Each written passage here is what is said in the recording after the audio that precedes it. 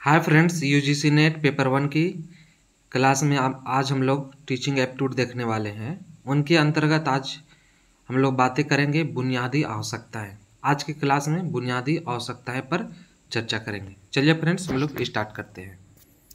Start करने से पहले बता दें कि इस तरह से जो क्लास हो रहा है, ठीक है, इससे आप लाभ तो ले रही हैं, साथ ही आप अधिक से अधिक मित्रों के भी लाभ पहुंचाइए, ठीक है, और उन तक इन वीडियो को शेयर कीजिए। तो चलिए, थैंक यू फ्रेंड्स। तो चलिए हम लोग देखते हैं बुनियादी आवश्यकताएं क्या कहता है कि निम्नलिखित चर शिक्षण के लिए, ठीक है, बुनियादी आवश्यकताएं के अंतर्गत निम्नलिखित चर शिक्षण के लिए महत्वपूर्ण माना जाता है। कौन सा? एक स्वतंत्र चर, आश्रित चर और पारस्परिक चर, ठीक है। तो ये आपको चर को ध्यान में रखना पड़ेगा। चलिए, तो शिक्षण के चर, ठीक है, शिक्षण के चर के अंतर्गत बात की जाए तो पहला आपका है शिक्षक, ठीक है। शिक्षण में सबसे पहले आपको शिक्षक होने की आवश्यकता है, ठीक है। और ये आपका शिक्षक तो कहता क्या है कि शिक्षक को स्वतंत्र चर की संज्ञा दी जाती है। कौन सा? स्वतंत्र चर की संज्ञा दी जाती है और शिक्षण व्यवस्था तथा उसका परिचालन शिक्षक द्वारा किया जाता है, ठीक है। शिक्षण व्यवस्था या उसका कह सकते हैं कि परिचालन जो है किसके द्वारा किया जाता है? शिक्षक द्वारा। अब बताया जा रहा है कि छात्र को क्या कहते हैं? आश्रित चर कहते हैं। आश्रित चर मानते हैं क्योंकि शिक्षण क्या है? नियोजित व्यवस्था तथा प्रस्तुतिकरण के अनुरूप ही, ठीक है, क्या है? प्रस्तुतिकरण के अनुरूप ही क्रियाशील रहना पड़ता है। समझ गए? क्या है? क्रियाशील रहना पड़ता है। अगला है पाठ्य वस्तु। पाठ्य वस्तु क्या है आपका? इससे हस्तक्षेप चर की संज्ञा दी जाती है। क्या आपका? हस्तक्षेप चर की संज्ञा दी जाती है। शिक्षक तथा छात्र के मध्य अंतः प्रक्रिया का माध्यम, शिक्षण विधि तथा शिक्षण सामग्री का स्वरूप उनकी क्रियाओं में हस्तक्षेप करती है, ठीक है। कौन? आपका पाठ्य पुस्तक। तो बता दें कि आपका विज्ञान की पाठ्य पुस्तक के शिक्षण में, ठीक है, प्रदर्शन तथा प्रयोग विधि प्रयुक्त की जाती है, ठीक है। अगर विधि पूछा जाए तो एक प्रदर्शन विधि होगा और एक प्रयोग विधि होगा। और जबकि इतिहास की पाठ्य पुस्तक में के लिए अगर देखा जाए तो इसमें आपका कहानी विधि का प्रयोग किया जाता है। समझ गए? तो इस तरह से आपका सब्जेक्ट का पाठ्य वस्तु भी आपको बतलाएंगे। तो आप चलिए हम लोग चलते हैं शिक्षण की विशेषताएं, ठीक है। तो इस तरह से हम लोग देखे 3। अब आगे देखते हैं कि उच्चतम शिक्षण वही है, ठीक है, उत्तम शिक्षण वही है जिसमें सीखने के सिद्धांतों को ध्यान में रखा जाता है, ठीक है। क्या है? सीखने का। और एक तंत्र शासन में उत्तम शिक्षण उसे कहते हैं जिसमें शिक्षक अपने व्यक्तिगत गुणों से छात्रों को अंतः प्रक्रिया द्वारा प्रभावित कर ऐसे मूल्यों तथा गुणों का विकास करे जो राज्य अथवा शासन के हित में, क्या है? राज्य अथवा शासन के हित में हो। और राज्य का हित ही सर्वोपरि माना जाता है और छात्र हित को ध्यान में नहीं रखा जाता है। समझ गए? क्या कह रहा है कि आपको राज्य का हित हो, इसे सर्वोपरि मान लिया जाता है। तो चलिए मित्र, आगे आप देखते हैं कि प्रजातंत्र शासन में उत्तम शिक्षण वह माना जाता है जिसमें शिक्षक छात्र की अंतः प्रक्रिया द्वारा विद्यार्थी की क्षमताओं का बहुमुखी विकास कर सके और इसमें छात्र का हित प्रमुख होता है। इसमें क्या बताया जा रहा है? छात्र का हित प्रमुख होता है तथा राज्य का हित गौण माना जाता है। और उत्तम शिक्षण में अध्यापक का कक्षा व्यवहार अप्रत्यक्ष अधिक होता है। कक्षा व्यवहार क्या है?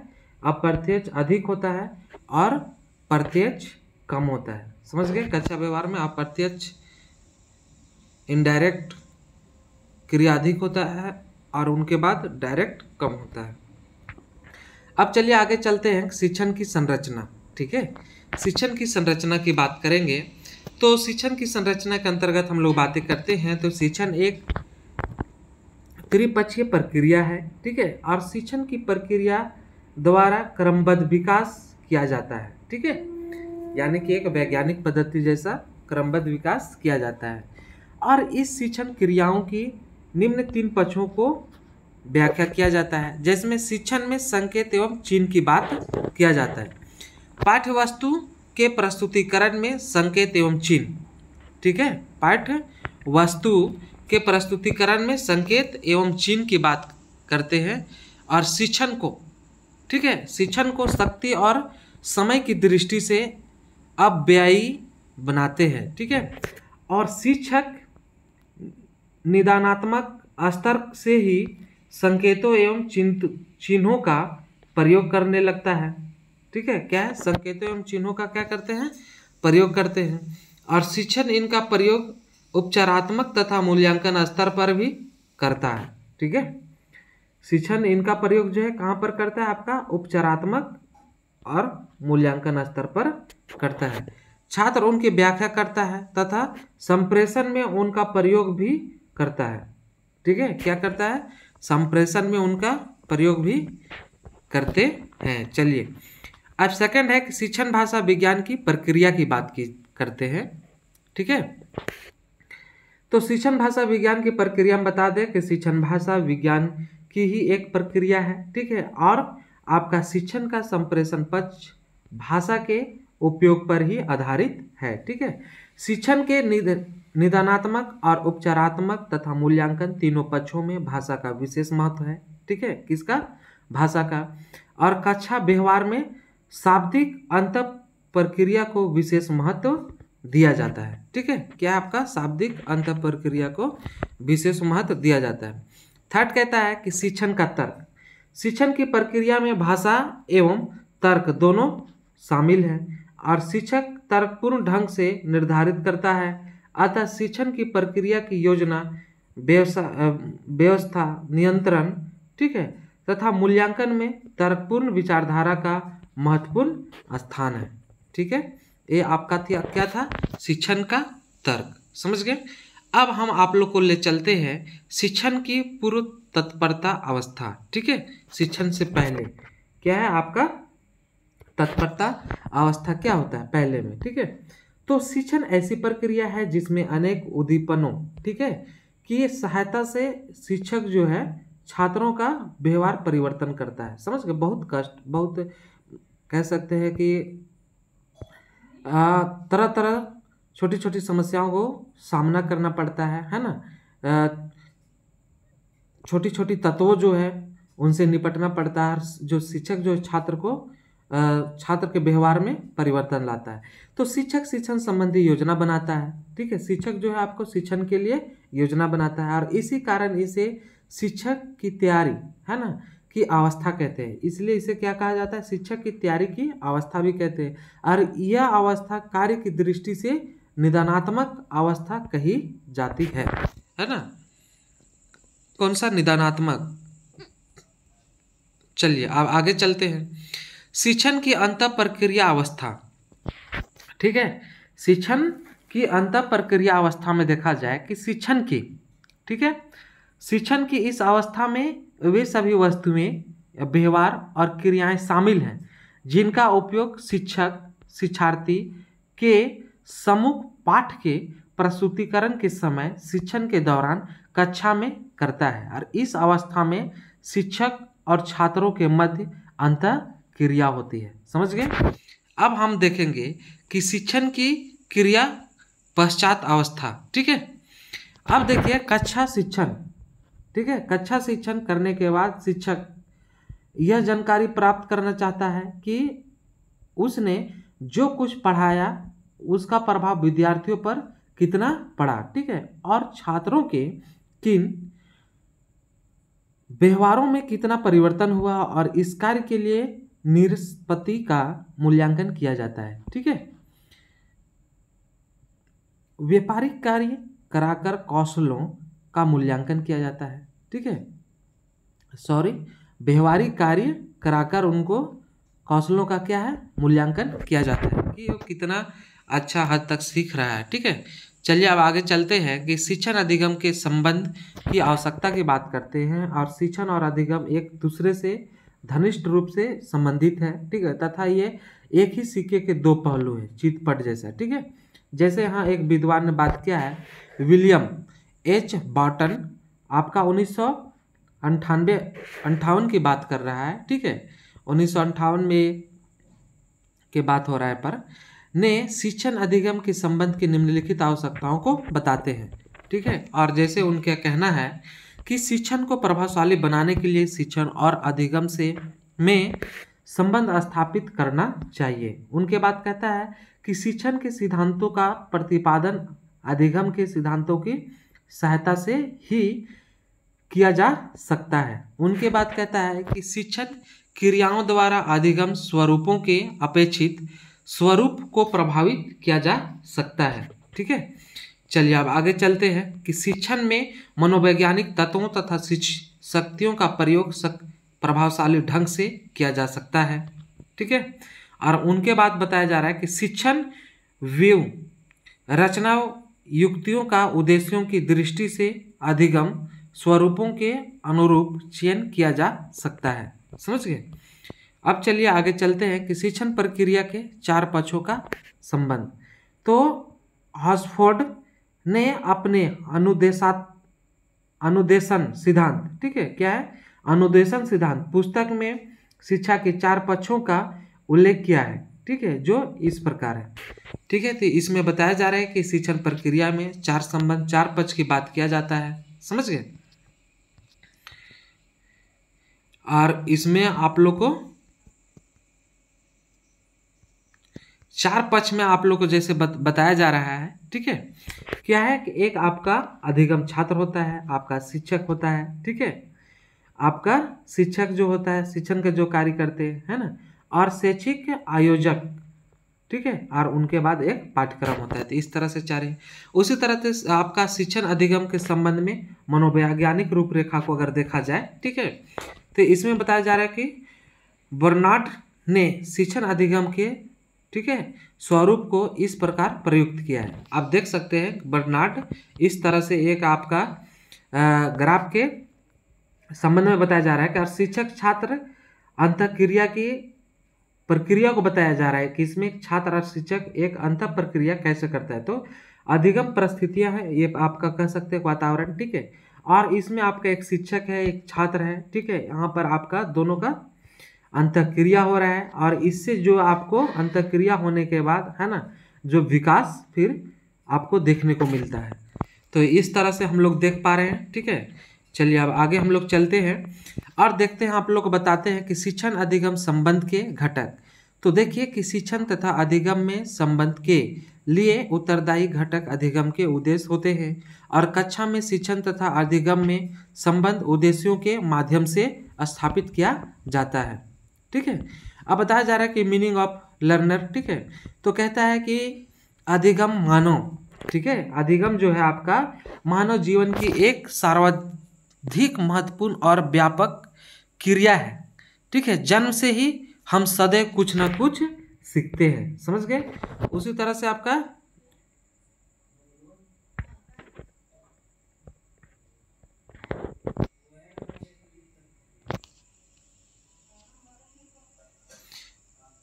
आप देखिए, आप क्या कहते हैं कि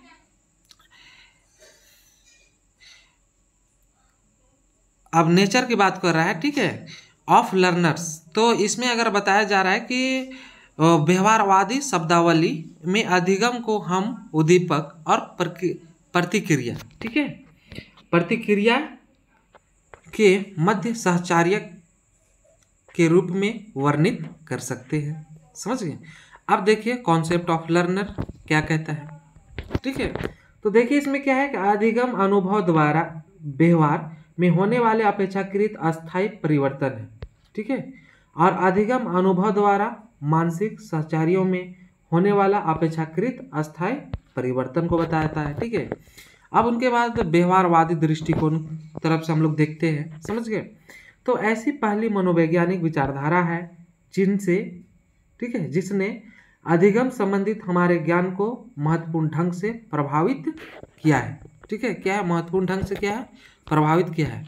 अब देखिए इसमें कि बात किया जाता है कि अतः व्यवहारादि अधिगम शब्द के, ठीक है, क्या है, व्यवहारवादी अधिगम शब्द के स्थान पर प्राय अनुकूलन शब्द का प्रयोग करते हैं। कौन सा आपका, अनुकूलन शब्द का प्रयोग करते हैं, जिसका प्रयोग हम व्यवहार परिवर्तन प्रक्रिया के वर्णन के लिए करते हैं और यह दो प्रकार का होता है।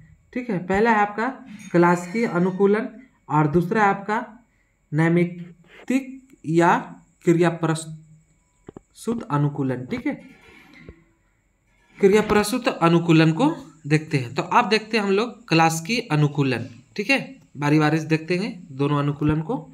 चलिए, तो क्लासिकी अनुकूलन की बात करते हैं जिसमें कि अनुभव व्यक्ति के, ठीक है, इसमें क्या होता है कि अनुभव व्यक्ति के अधिगम को प्रभावित करने में मुख्यतः भूमिका निभाते हैं। ठीक है, क्लासिकी अनुकूलन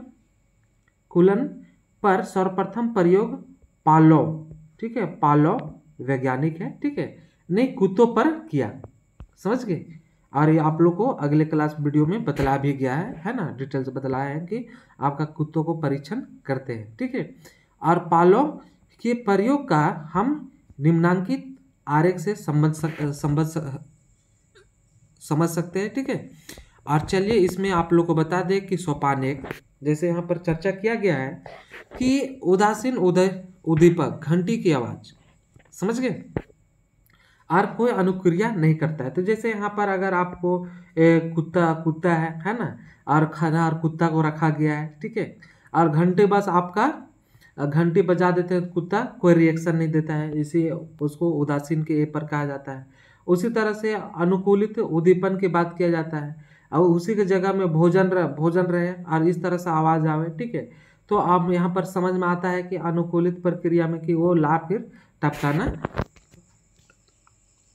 लगता है। ठीक है, टपकाने लगता है। इसी तरह से अगर आप बात किया जाए कि आप लोग का सोपान 2 की है ना, जिसमें अगर आपका क और ख का समायोजन कर दिया जाए, मिला दिया जाए, मिश्रित हो जाए, ठीक है, तो सोपान 3 जो हम लोग को प्राप्त होगा मिलाकर का अनुकूलित उद्दीपन आपका घंटी का आवाज़ सुनेगा, और अनुकूलित अनुक्रिया आपका क्या है, लार टपकना स्टार्ट हो जाएगा। यानी कि उस समझ में आ जाएगा कि जहाँ घंटी बजा वहाँ भोजन मिलेगा। ठीक है, भोजन भी रहता है, और इस तरह से उसका लार टपकने वाला क्रिया भी स्टार्ट हो जाता है। चलिए अब हम लोग आगे चलते हैं।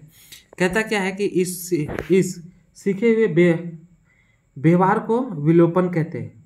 ठीक है, क्या कहते हैं, विलोपन कहा जाता है। और क्रिया प्रस्तुत अनुकूलन में इस संभावना में वृद्धि या ह्रास होता है कि जो व्यवहार होता है वह व्यवहार होने के बाद पुरस्कार या दंड से प्रभावित होता है। ठीक है, और क्लासिकी अनुकूलन में 8 उद्दीपक द्वारा व्यवहार उत्पन्न होता है, और जबकि क्रियाप्रस्तुत अनुकूलन में प्रस्तुत अनुकूलन में प्राणी स्वयं व्यवहार उत्पन्न करता है। ठीक है, बस इसमें दोनों में यही डिफरेंस है। ठीक है, चलिए अब आगे चलते हैं, और इसमें देखिए क्रिया प्रस्तुत अनुकूलन का सिद्धांत पूर्ण रूप से पुनर्बलन पर आधारित है। अगर पूछे किस पर है तो पुनर्बलन पर, ये सब क्वेश्चन पूछता है। पुनर्बलन के अनुप्रयोगों के आधार पर 4 प्रकार के पुनर्बलनों की पहचान की गई है। वे आपका क्या है, धनात्मक पुनर्बलन, ठीक है, और उसी तरह से ऋणात्मक, फिर दंड पुनर्बलन, उसके बाद आपका विलोप या विलोप पुनर्बलन। ठीक है, तो इस तरह से हम लोग का 4 पुनर्बलन थे। ठीक है, अब हम लोग चलते हैं कि संज्ञात्मक दृष्टिकोण को देखते हैं। तो देखिए इसमें संज्ञात्मक दृष्टिकोण, संज्ञात्मक मनोविज्ञान में एक प्रमुख चिंतक थे। ठीक है, जिसमें जीन पियाजे, ये भी आप लोग को बतलाया डिटेल्स में। जीन पियाजे उन्होंने व्यक्ति को पर्यवेक्षण और अंतर्दृष्टि को परिणाम का अधिगम बताया था। ठीक है, क्या बताया था, आपका अधिगम बताया था। जैसे अधिगम की प्रक्रिया की बात की जाए तो इसमें देखिए कि आपका अधिगम प्रक्रिया तथा परिणाम, इसके द्वारा व्यक्ति नए अनुभवों, व्यवहारों तथा तथ्यों, प्रत्ययों तथा सिद्धांतों को अर्जित करता है। अधिगम मानव की एक प्रवृत्ति है, समझ गए। और उनके बाद अधिगम मानसिक दक्षताओं के विकास की एक प्रक्रिया है। अधिगम सकारात्मक तथा नकारात्मक दोनों प्रकार की होती है। कैसा आपका सकारात्मक और नकारात्मक दोनों प्रकार के होते हैं। उनके बाद देखिए कि अधिगम एक सतत प्रक्रिया है। अधिगम एक सामाजिक तथा मनोवैज्ञानिक प्रक्रिया है, समझ गए। और अधिगम एक विवेकपूर्ण प्रक्रिया है। और अधिगम एक समायोजन की प्रक्रिया है। और अधिगम एक समस्या समाधान की प्रक्रिया है। उनके बाद अधिगम अपना एक स्वरूप होता है। और अधिगम एक खोज की प्रक्रिया है। तो इस तरह से हम लोग देखें, ठीक है। और अब इसमें देखा जाए कि अधिगम को प्रभावित करने वाले कारक, ठीक है, अधिगम को कौन प्रभावित करता है, तो इसमें प्रभावित करता क्या है, शिक्षक से संबंधित कारक और शिक्षार्थी से संबंधित कारक। उनके बाद पाठ्य वस्तु से संबंधित कारक, ठीक है। और उनके बाद अधिगम व्यवस्था से संबंधित कारक और वातावरण से संबंधित कारक। तो इस तरह से कुल मिलाकर देखा जाए कि इसमें पाठ्य पुस्तक, शिक्षक, शिक्षार्थी और वातावरण से आपका अधिगम जो है प्रभावित होता है, समझ गए। तो चलिए फ्रेंड्स, आज की क्लास में बस इतना ही, ठीक है। और तुरंत आप लोग को नई क्लास में मिलेंगे, ठीक है। और बता दें कि आप लोग को अच्छा लग रहा है ना, समझ में आ रहा है, लाइक कीजिए, ठीक है। और इसी तरह से वीडियो आप लोग को लगातार पाने के लिए सब्सक्राइब भी कर ले, ठीक है। और अधिक से अधिक मित्रों को इसे शेयर भी कीजिए। Thank you friends.